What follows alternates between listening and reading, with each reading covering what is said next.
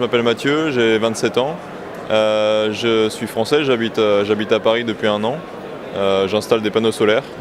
Je suis chef de projet et puis je suis aussi sur les toits à travailler. On est arrivé à une situation où les politiques ne répondent absolument pas aux besoins, aux chiffres donnés par les scientifiques. Et il faut absolument qu'on fasse quelque chose. Sinon, nos enfants, nos petits-enfants vont en souffrir, et peut-être même nous-mêmes. On en souffre un peu déjà, mais ça va s'empirer. Et c'est pour ça qu'il fallait une action qui vienne du cœur, qui vienne d'ailleurs, qui vienne ailleurs. Et c'est pour ça que j'ai commencé une grève de la faim le 23 novembre dernier.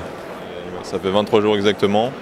Je me sens bien, ça roule, j'ai beaucoup de support. Les gens sont vraiment à fond dedans dans notre action. Et ils vont d'ailleurs nous rejoindre le jeudi prochain, le 17, pour une action internationale de solidarité où les gens vont jeûner pendant 24 heures et nous aider, et essayer de faire prendre conscience aux hommes politiques qu'il faut un changement radical maintenant.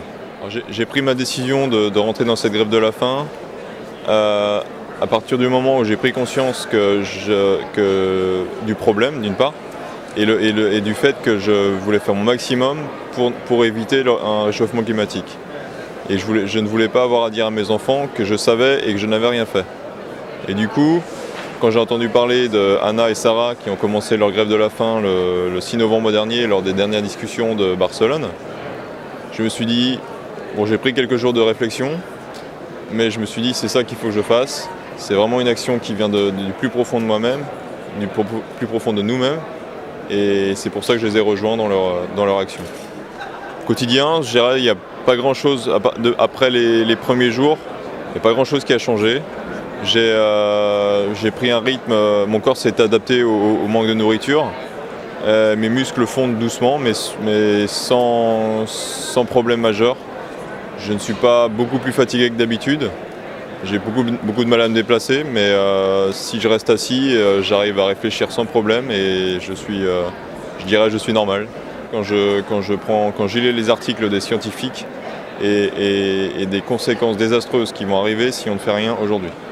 Et là, moi, ça m'inquiète beaucoup, et beaucoup plus que ma famille par rapport à mon état de santé, je pense.